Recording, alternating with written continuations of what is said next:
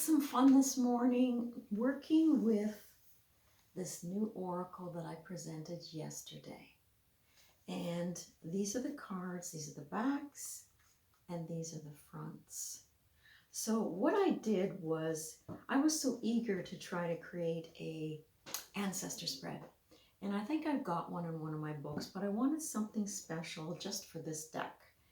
So I came down, I had a couple candles on the altar, lit them, and just began shuffling and asking my questions. Sort of like interviewing a new deck, but my goal was to really find some inspiration and answers for creating a special spread for this deck because I really do like it. And I wanted to see how it talked. So first run through, this is what happened. I did ask for some information on creating a spread, and this is the first card that I got, Rosary. Now it was kind of interesting because when I read through the booklet's information, it did suggest the Rosary is something very special. You dedicated time and energy to this in order to find that peace of mind, get your prayers heard, whatever it is, however the Rosary works for you. I am not Catholic, but what I got from it was to take a little time maybe and dedicate space and energy to working with the ancestors. It wasn't enough to come down like I did and just light a couple candles. There should have maybe been some prayers said, some offerings of flowers, or creating that environment to invite the ancestors in, not just sit down, start flipping cards and hope for answers. So the Rosary was quite nice. And what I got from that was also that it's a two-way street, that what you give is returned to you, and they want to work with us as much as we want to work with them. So it's creating that perfect atmosphere. But with the Rosary,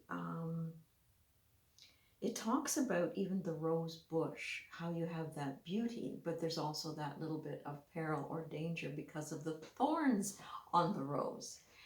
And that it may not be easy at the first. You sort of have to earn their trust, I got the feeling.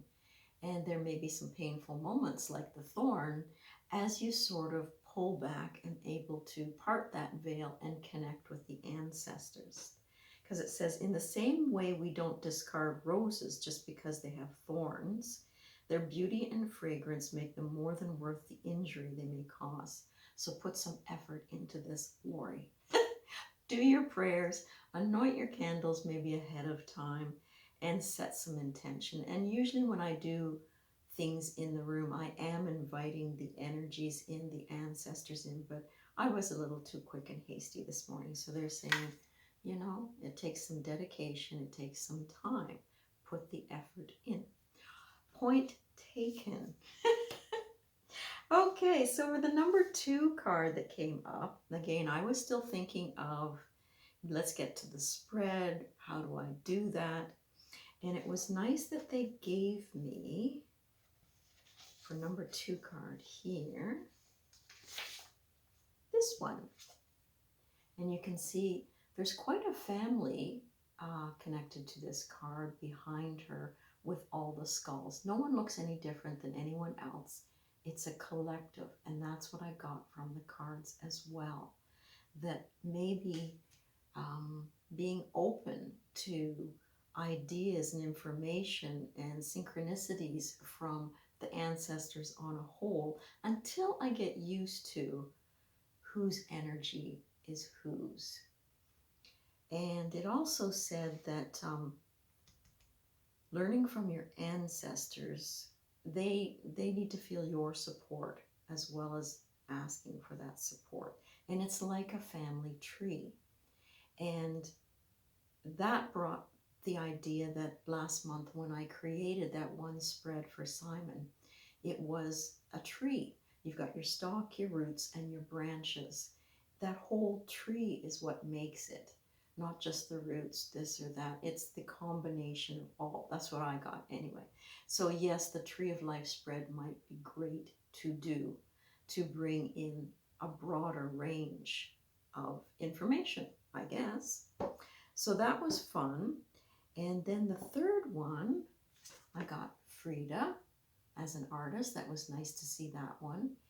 And in the writings in the book, I got the feeling that try to be creative, try to be passionate, use the tools that you have, the skills that you have, and be inventive, which was really nice. So when I went to that one, it was, as I say, let your imagination flow and I guess see what you can create. Paint, draw, journal, write. Use your hands. You can do this. You are doing it. Right now you're creating art from your broken heart. Well, my heart isn't broken, but usually that is one of the phases that people go when someone passes. My mom passed 2 years ago, and she passed on Halloween, my favorite day of the year, and it was eclipse. So, and the last couple of days, and they talk about synchronicities and listening, I've been looking for probably a month now for all my photos of my ancestors because, you know, the month ahead is going to be setting up altars to that, working with these cards, trying to connect with my mother. And I have had a difficult time. And I thought because she was so intuitive, we would just click, even though she's on the other side. But I think she needed time to heal. But when I was going through things in my crafty room, I saw this envelope and I thought, what the heck is that? Pulled it out and there's all my ancestor photos. So I thanked them and now I can prepare to do some work. So that was great. So don't waste time squishing and wishing life were back to normal. It will never again fit in its old container because you and your life have become bigger. Take my hand and we can gather the relics of beauty amid the shimmering chaos. So I was gathering the photos among that feeling of chaos that how can I do this if I don't have my pictures of my family? So that was a synchronicity I was happy to find. And the last one was really exciting. And the other synchronicity was when I went to do this, I was bringing down my camera yesterday to do the unboxing and my camera said 1010. And to me, that's a very transformational number. And I got 2 of them. So it was time for me to open that deck and have some fun with it. So I am open to the synchronicities that the ancestors have because I think they are showing themselves. They're most fun to work with. But when I got the last one, Babita, it was great because it says, I raise my glass to you, your love, and to the inebriated, meandering wildness of life. Yeah, I toast all the special ways you live in my eternal heart and all the ways I see you carrying on. I am tipsy with joy. Her name was Joy, my mom. So that was another sign. The cards, and maybe her this time, are ready to work with me. And I am tipsy with joy at the thought of you living with gusto. Know that you choose this card today to help you release unnecessary pain and drink the blessings of life to the last drop. Smash your empty glass. Always wanted to do that, literally or figuratively. Dance a jig. She loved to dance. And live raucously.